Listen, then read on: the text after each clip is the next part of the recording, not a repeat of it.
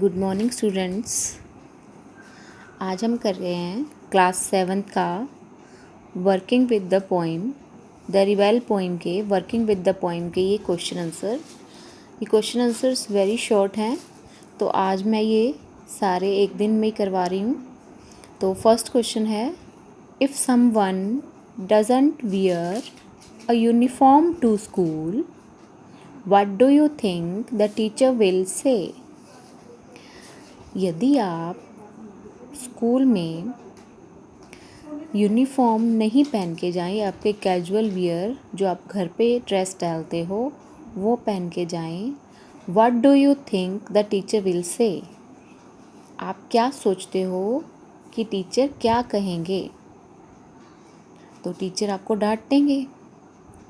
क्यों डांटेंगे? क्योंकि आपने स्कूल के ऑपोजिशन काम किया है। स्कूल में यूनिफॉर्म अलाउड होती है, फॉर्मल ड्रेस अलाउड नहीं होती, तो वो आपको रिबेल बोलेंगे। जैसे इस पोइम में आया था कि जो रिबेल था वो सारे मतलब सभी से अलग काम करता था, ऑपोजिट काम करता था, तो टीचर आपको रिबेल बोलेगा एंड ही और शी विल पनिश यू। तो फर्स्ट क्वेश्चन का आंसर है, if you do not wear uniform, the teacher will call you a rebel.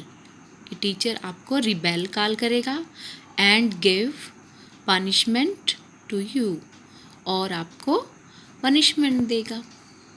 अब है second question, when everyone wants a clear sky, जब प्रत्येक साफ आसमान चाहता है, What does the rebel want most? जब साफ आसमान होता है तो रिबेल क्या चाहता है? ज़्यादातर, मोस्ट मतलब ज़्यादातर। तो जब साफ आसमान होता है तो रिबेल चाहता है कि आज वर्षा हो जाए, और जब वर्षा हो रही होती है तो रिबेल कहता है कि क्लियर स्काई हो जाए, वर्षा बंद हो जाए। मतलब रिबेल ने सारे काम उल्टे करने होते हैं। तो इसका आंसर है, the rebel will want rainy day. Now the third question is, if the rebel has a dog for a pet, यदि रिबेल के पास डॉग हो एक पेट के रूप में, what is everyone else likely to have? everyone मतलब प्रत्येक के पास क्या होगा, क्या पसंद करेंगे वो प्रत्येक रखने के लिए? If the rebel has a dog pet, then everyone is like to have a pet cat. अगर रिबेल के पास एक डॉग पेट हो तो प्रत्येक पेट कैट रखेगा। Now the fourth question is, it is very important. Why is it good to have rebels? क्यों अच्छा है कि रिबेल हमारे रिबेल हों, मतलब हमारे जो विरोधी होंगे तो उसका हमें क्या फ़ायदा हो? Because we will not known as rebels. इसका हमें ये फ़ायदा होएगा कि हमें कोई रिबेल नहीं बोलेगा, क्योंकि हमारे अगर प्रतिद्वंदी होएंगे, विरोधी होएंगे, तो कोई हमें रिबेल नहीं कहेगा, हम रिबेल के रूप में नहीं जाने जाएंगे।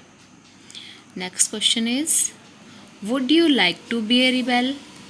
अब वुड हेल्पिंग वर्ब क्वेश्चन के स्टार्टिंग में है, तो इसकी क्या साउंड आएगी और क्या इसका मीनिंग आएगा, और इसका आंसर येस और नो में होगा।